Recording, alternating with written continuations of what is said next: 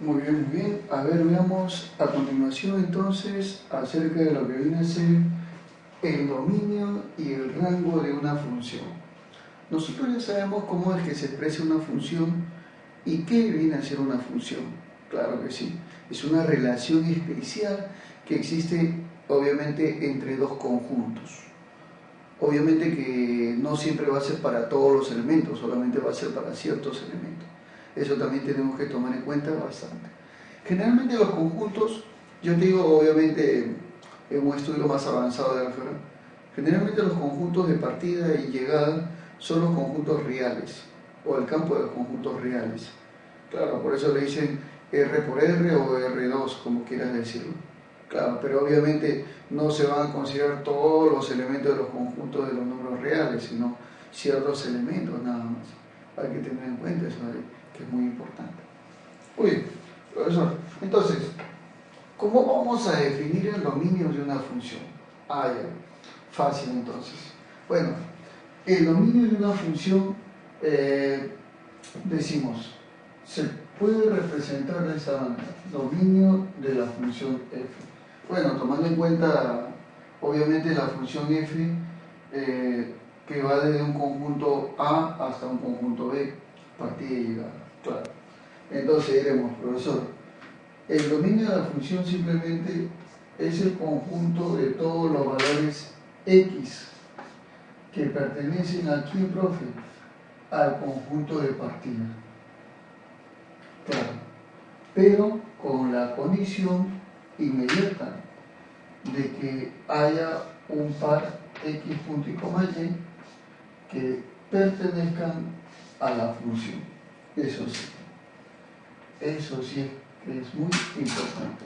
Obviamente, tomando en cuenta de que la función f es aquella función analizada desde un conjunto de partida A hasta un conjunto de llegada B. Esa podría ser entonces la denotación de la función, tal y como está viendo ahí. Muy bien, profesor, entonces a eso corresponde lo que viene a ser el dominio. Simplemente todos los elementos que pertenecen al conjunto de partida, pero obviamente que cumplan con la función. No, o sea, no todos en sí exactamente, sino aquellos que estén dentro de la función. Claro que sí. O sea, la primera componente de la función, en otras palabras. Ya, profesor. ¿Y cuál vendría a ser el rango ahora? Ya. Hablemos ahora del rango de la función. Bueno, déjame decirte que el rango de dicha función será igual a quién, profe? Ya. Será igual a todos los elementos Y. Ahora, estos son los elementos Y. Que pertenecen a quién, profe? Que pertenecen al conjunto de llegada.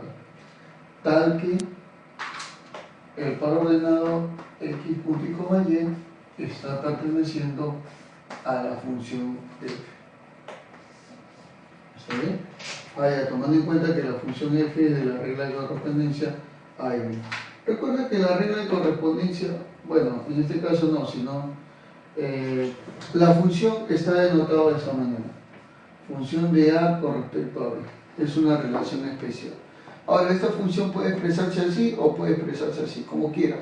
Cualquiera de las dos expresiones son iguales, por si acaso. Claro, hace rato ya lo hemos visto. Muy bien, entonces veamos un ejemplo de cada caso como para que tú puedas comprender acerca de lo que es el dominio y lo que es el rango. A ver, mira, sea para nosotros la siguiente función de a en b. Bueno, ya nos dice de por sí que es una función. Lo que tendríamos que llegar nosotros sería, ¿qué cosa, profesor? El dominio y el rango.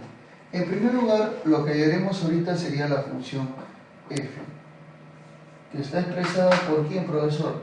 Simplemente por todos los valores pares ordenados x punto y coma y. X del conjunto de partida y y del conjunto de llegada. Ya. Entonces, profesor, sería el primer par sería menos 2 punto y coma menos 4. Menos 2 punto y coma menos 4. Claro. Siguiente par, profesor, ¿cuál sería? El siguiente par sería menos 1 punto y coma menos 2. Menos 1 punto y coma menos 2. Siguiente par, profe, ¿cuál sería? Ah, ya. El siguiente par sería 0 punto y coma 0. Claro, porque a 0 le corresponde el otro 0. Claro que sí. Ese sería el siguiente par. Profe, siguiente par, 1 punto y coma 2. 1 punto y coma 2. Profe, ¿y el siguiente par cuál sería? Ah, ya. El siguiente par sería 2 punto y coma 4. Porque a 2 le corresponde 4. Ahí está. Tal y como lo estás observando ahí. Perfecto. ¿Te das cuenta? Entonces, esta sería la función. La función que obviamente está representada acá, ahora lo expresamos acá.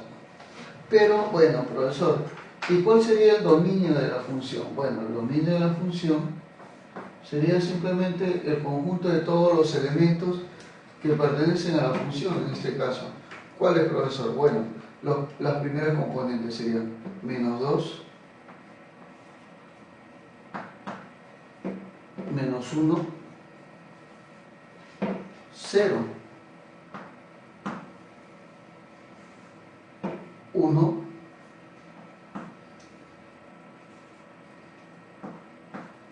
y 2.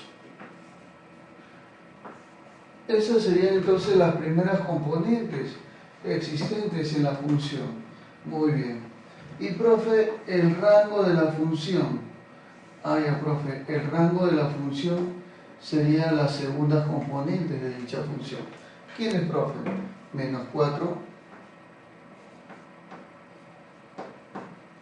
menos 2,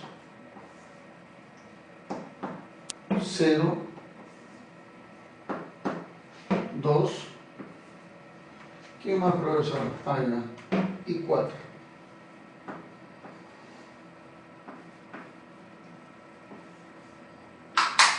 Muy bien. Entonces, estas serían las segundas componentes de dicha función, conocido como el rango de la función. Claro que sí.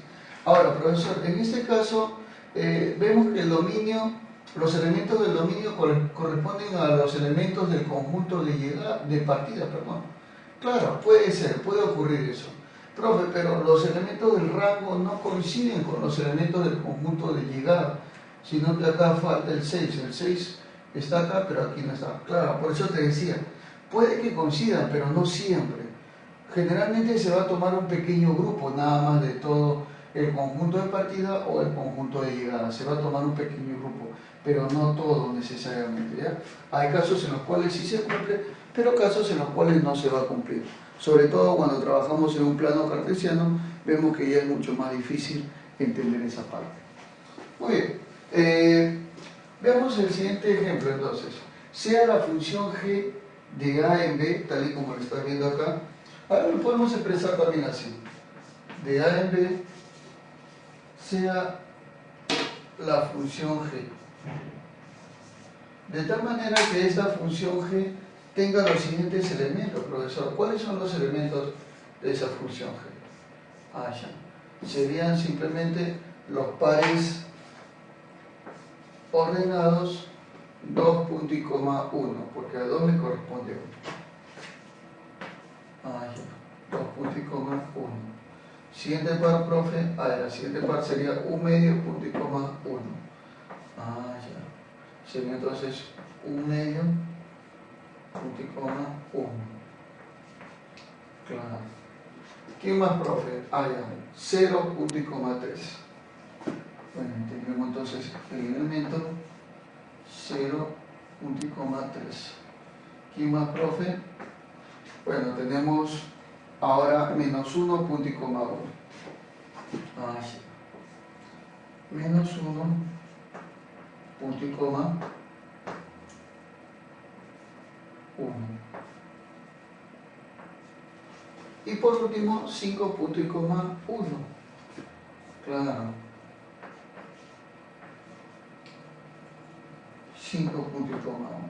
Claro que sí. Y así es como se cierra esta expresión, tal y como estás viendo ahí. Entonces, esos son los pares ordenados, los cuales comprenden a dicha función g. ¿Te das cuenta? Claro que sí. Muy bien, profesor. Pero ahora veamos cuál sería el dominio y el rango. Diremos entonces, profe, el dominio de G. El dominio de G serían los elementos que corresponden a sus primeras componentes. O sea, ¿cuál? Sería entonces, primero 2, sería, claro que sí. Luego, profe, sería 1/2, la primera componente. Luego, profe, ¿cuál sería? 0, 0 sería la primera componente. Luego sería -1, allá. Y luego, profesor, sería 5. Luego sería 5, claro que sí. Muy bien, entonces ese sería el dominio de la función G. Y el rango, profesor, ¿cuál sería el rango de la función G?